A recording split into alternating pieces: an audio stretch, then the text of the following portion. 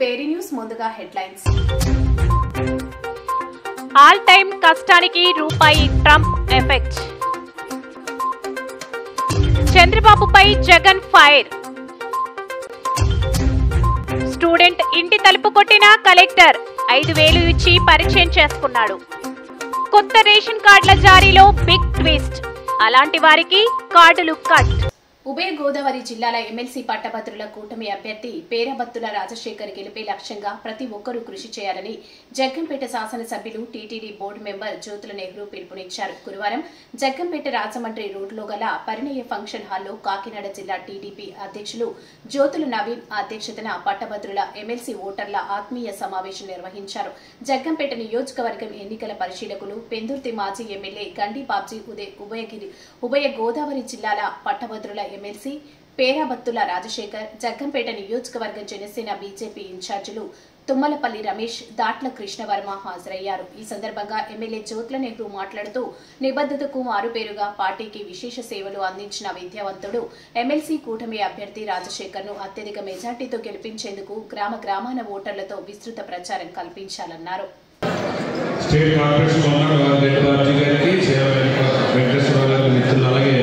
జనసేన నియోజకవర్గం ఇన్ఛార్జ్ తుమ్మలపల్లి రమేష్ గారికి, BJP governor గారికి, అలాగే వేదికని అలంకరించిన పేరు పేరున ఇతర పెద్దలందరికీ, వేదికనున్న కూటమి నాయకులకి, అలాగే ఈరోజు నా గెలుపుకి మేము ఉంటామని మరి ఒక పిలుపుతో మీరందరూ ఇక్కడ సమావేశమైన గ్రాడ్యుయేట్స్ అందరికీ కూడా శిరస్సు వహించి నమస్కారాలు తెలియజేస్తున్నాం. అన్ని నియోజకవర్గాలు సుమారుగా 34 నియోజకవర్గాల్లో ప్రతి నియోజకవర్గంలోని కూడా 2-3 మీటింగ్లు పెట్టుకున్నాం. ఈ ఎలక్షన్ సన్నాహాల గురించి, సభ్యత్వ నమోదు, ఓటర్ల నమోదు గురించి, అలాగే ఎలా చేయాలి అనేది కూటమి నాయకులతో పెట్టుకున్నాం. కానీ ఈరోజు ఈ వేల మందితో మరి గ్రాడ్యుయేట్స్తో మీ అందరితోని సమావేశం ఏర్పాటు చేయడం అనేది ఒక మరి చాలా గొప్ప విషయం. మరి ఇక్కడ మీ అందరినీ చూస్తుంటే గ్రాడ్యుయేట్ ఎన్నికల ఆత్మీయ సమావేశానికి చేసినటువంటి సోదరులందరికీ పేరు పేరున హృదయపూర్వక నమస్కారాలు తెలియజేస్తున్న సోదరులారా, ఇది పార్టీ ఖచ్చితంగా జరిగే సభ, విజ్ఞానవంతులతో జరిగే సభ. ఈ రాష్ట్రంలో గత ప్రభుత్వం ఏం చేస్తుంది, ప్రజెంట్ ప్రభుత్వం ఏం చేస్తుంది, పేరే చేసుకునే అవకాశం మేధావు సభ. అలాగే ఈ జగ్గంపేట నియోజకవర్గంలో గత ఎమ్మెల్యే గారు ఏం చేశారు, జ్యోతుల నెహ్రూ గారు ఏం చేశారో పేరే చేసుకునే అవకాశం చేసుకునే అవకాశం ఉన్న విజ్ఞానవంతుల సభ. కాబట్టి మీరు అందరూ విజ్ఞానంలో ఆలోచించి ఎవరైతే మనకు అభివృద్ధిలో మన నియోజకవర్గం వాళ్ళకి ఆ విధంగా పేదవాళ్ళు రాజశేఖర్ గారికి ఈ అమూల్యమైన ఓటు వేసి అక్కడ కోరుకుంటూ సెలవు తీసుకుంటున్నారు. అలాగే బీజేపీ జగన్మోహన్ అయినటువంటి వాగ్దానం మాట్లాడవలసిందిగా నాకు పదవద్దు, కానీ ఈ ప్రాంతంలో పరిశ్రమలు ఎక్కువ వచ్చేదానికి మీరు కృషి చేయాలి.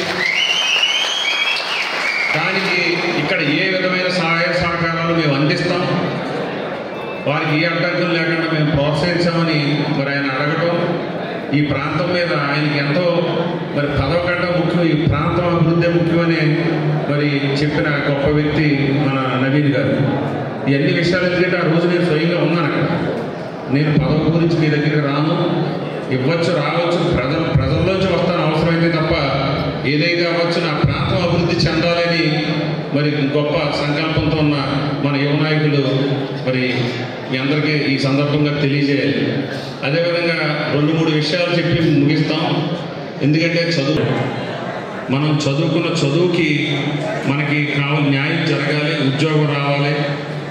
ఈ ప్రాంతంలో మనందరం కూడా మిడిల్ క్లాస్ ఫ్యామిలీకి, బిలో యావరేజ్ ఫ్యామిలీస్ నుంచే ఉన్నాం మనందరం. మన తల్లిదండ్రులు ఎంతో కష్టపడి మనం చదివిస్తే సమయానికి ఉద్యోగం రాకపోతే మనందరం నిరుత్సాహపడతాం. ఉద్యోగ భద్రత అనేది చాలా అవసరం.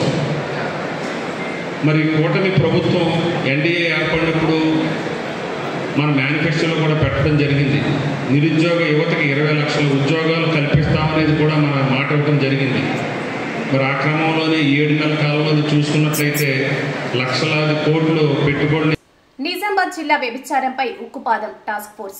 నిజామాబాద్ జిల్లాలో వ్యభిచారంపై ఉక్కుపాదం మోపుతున్నామని Nizamabad CCS task force incharge ACP Nagendrachari తెలిపారు.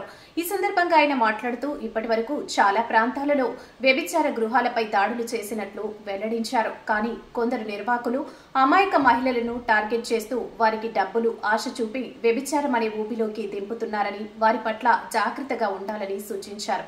పరిచయస్తులను తర్వాత తెలిసిన వాళ్ళను డబ్బులు ఇచ్చి ఇక్కడికి పిలిపించి వ్యభిచారం చేస్తున్నట్టు తెలిసింది. వాళ్ళ మీద కేసులు నమోదు చేయడం జరిగింది. సో ఈ ఆర్గనైజ్డ్గా కొంతమంది చేస్తున్నారు. ఎవరైతే నమ్మి సిటీకి వచ్చినప్పుడు లేకపోతే వాళ్ళతోటి పాటు పనిచేసినప్పుడు వాళ్ళకి ఏదైనా అనుకోని ప్రమాదాలు జరుగుతాయి. తర్వాత రోగాల బారిన పడడం, లేకపోతే వాళ్ళ హింసకు గురి కావడము, లేకపోతే వాళ్ళ చేతులలో ఇంకేదైనా ప్రమాదానికి గురి కావచ్చు. కాబట్టి ఎవరు కూడా ప్రాస్టిట్యూషన్ చేసే వాళ్ళతోటి పరిచయం పెంచుకొని కానీ వాళ్ళతోటి పరిచయం ఉన్నప్పుడు వాళ్ళ దగ్గరికి రావడం కానీ చేయొద్దు. ఎందుకంటే ఫ్యూచర్లో ఎప్పుడైనా బయటపడితే వాళ్ళ కుటుంబాలు విచ్ఛిన్నమై అవకాశం ఉంటుంది. కాబట్టి చుట్టుపక్కల గ్రామాలకు సంబంధించిన మహిళలకు ఎవరన్నా అట్లాంటి వాళ్ళు ఉంటే పోలీసులకు తెలియాలి. అట్లాంటి వాళ్ళని అవాయిడ్ చేయాలని కోరుతున్నాం. Thank you.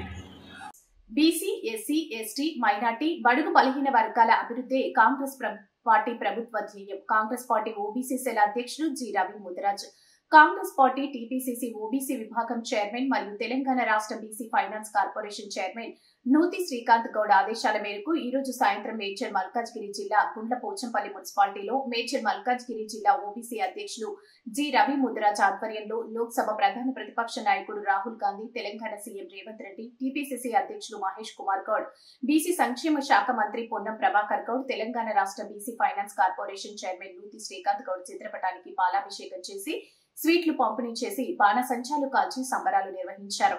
G. Ravi Mudiraj మాట్లాడుతూ ఎన్నికల సమయంలో భారత్ జోడో యాత్ర ద్వారా దేశవ్యాప్తంగా ఉన్నటువంటి బడుగు బలహీన వర్గాల కష్టాలు తెలుసుకున్న అగ్ర నాయకుడు రాహుల్ గాంధీ తెలంగాణ రాష్ట్రంలో కాంగ్రెస్ పార్టీ ప్రభుత్వం వస్తే తప్పకుండా కులగణన అమలు చేపిస్తామని, కామారెడ్డి బీసీ డిక్లరేషన్ లో చెప్పిన విధంగా ఇచ్చిన ప్రతి హామీని నిలబెట్టుకుంటామని చెప్పిన నేపథ్యంలో కాంగ్రెస్ పార్టీ ప్రభుత్వం ఏర్పడ్డ సంవత్సర కాలంలోని బీసీ కులగణన చేపట్టి అదేవిధంగా గత కొన్నేళ్లుగా ఉన్నటువంటి వర్గీకరణకు సంబంధించిన అంశాన్ని కూడా అసెంబ్లీలో తీర్మానించడం సంతోషదాయకం.